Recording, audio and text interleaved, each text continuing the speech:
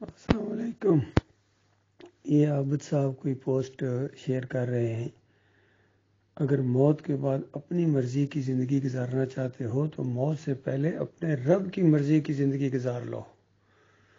دیکھیے کتنے زبردست الفاظ ہیں، اور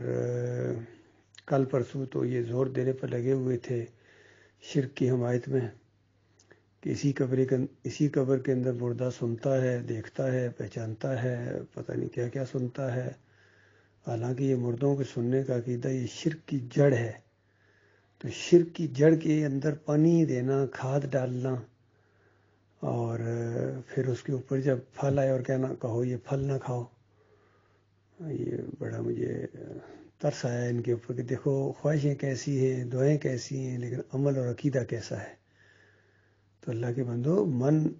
چاہی زندگی کی بجائے رب چاہی زندگی، تو رب کے قرآن کے اوپر عمل کرو، اور رب کے رسول نے جو طریقہ اختیار کیا ہے، جو بات بتائی ہے، آپ اس کو مانو،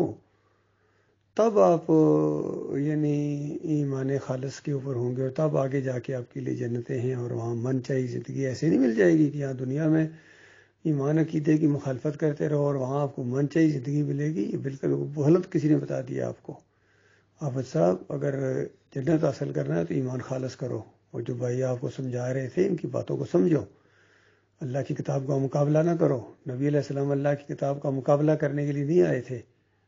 بلکہ اللہ کی کتاب کی تفسیر کرنے، اس کو معنی کو سمجھانے، اس کے ذریعے تزکیہ نفس کرانے،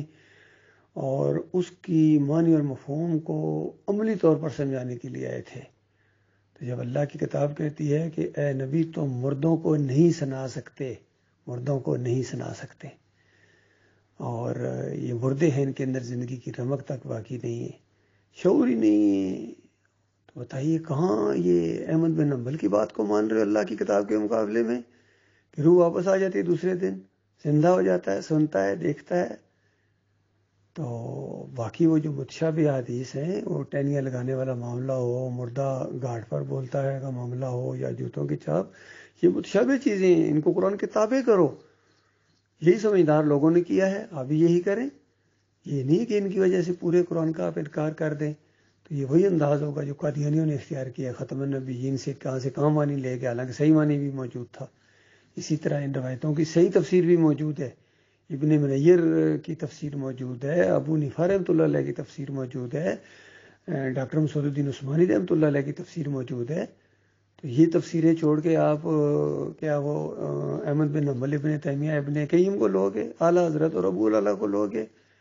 اور طارق جمیل کو لوگے، ڈاکٹر اسرار کو لوگے، علی انجینئر کو لوگے،